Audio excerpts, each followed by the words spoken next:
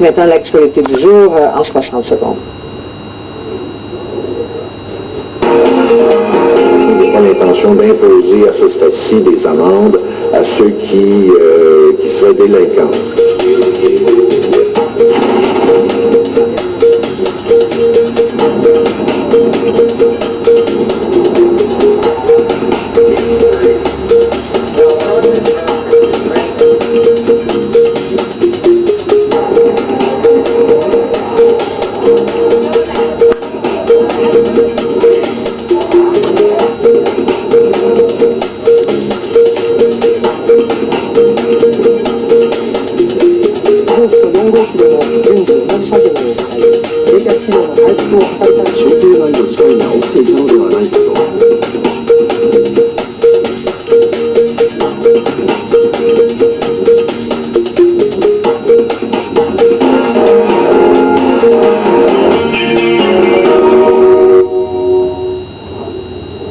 Revenons à la situation au Japon, puisque les autorités japonaises dressent quotidiennement un bilan provisoire. Voici le plus récent. Le séisme et le tsunami qui ont frappé le Japon vendredi dernier ont fait 3373 morts confirmés, 6746 disparus et 1897 blessés. Je rejoins maintenant un Québécois, David Royer, qui habite le Japon depuis 12 ans. Bonjour, M. Royer. Bonjour, ça va bien? Bien, moi, c'est à moi de vous demander ça, puisque j'étais au début de la journée. Il y a encore eu des secousses toutes récentes. Vous êtes à Tokyo. Comment vivez-vous tous ces événements? En fait, ça va très bien, compte tenu des circonstances. Moi, je suis chanceux d'être en plein centre-ville. Donc, pas de coupure d'électricité, mes trains, ils marchent.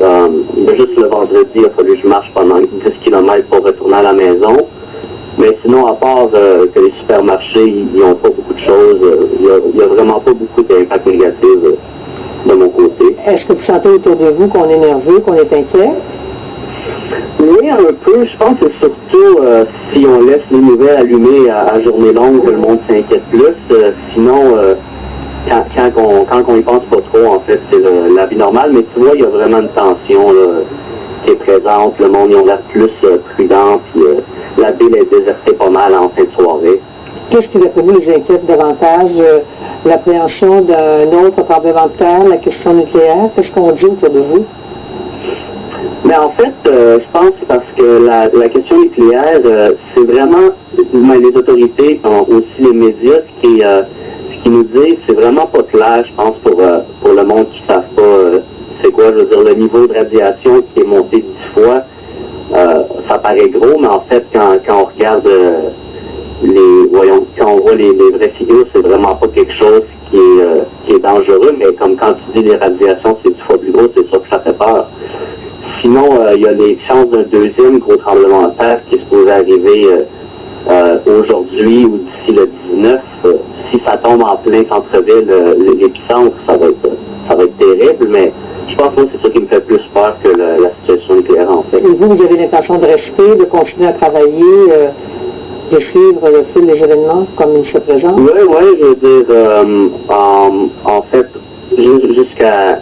Si jamais il nous demande d'évacuer, je vais sortir, mais d'ici là, en fait, j'essaie de continuer ma vie normale. Avez-vous l'impression que le gouvernement japonais est en plein contrôle de la situation? Je pense pas que ça soit possible pour n'importe quel gouvernement d'être en contrôle. C'est pas quelque chose qu'on peut prévoir, même si le Japon est la place la plus susceptible au tremblement de terre. Je pense que personne n'était vraiment prêt pour avoir quelque chose d'aussi gros en ce moment. Puis aussi la situation nucléaire, il y a la compagnie Tokyo, la compagnie électrique de Tokyo, qui est en charge de toutes les communiqués. Fait qu'on ne sait pas vraiment le gouvernement s'ils savent tout ce qui se passe ou s'ils nous disent tout ce qui se passe. Ça vous inquiète particulièrement? En fait, pas vraiment. J'ai un de mes amis, son père est un professeur à New York qui étudie la question nucléaire, qui lui a parlé, puis notre ami nous a tout fait savoir que selon son père, même si la situation serait aussi pire que celle de Tchernobyl, à Tokyo, il n'y aurait probablement pas vraiment d'impact. Alors là-dessus, M. Royer, merci de nous avoir parlé ce soir. Pour nous, aujourd'hui, donc, mercredi matin pour vous. Bonne journée à vous. Espérons que les choses vont aller de mieux en mieux. Merci beaucoup. Merci. Au revoir. Bonjour. Alors, je joins maintenant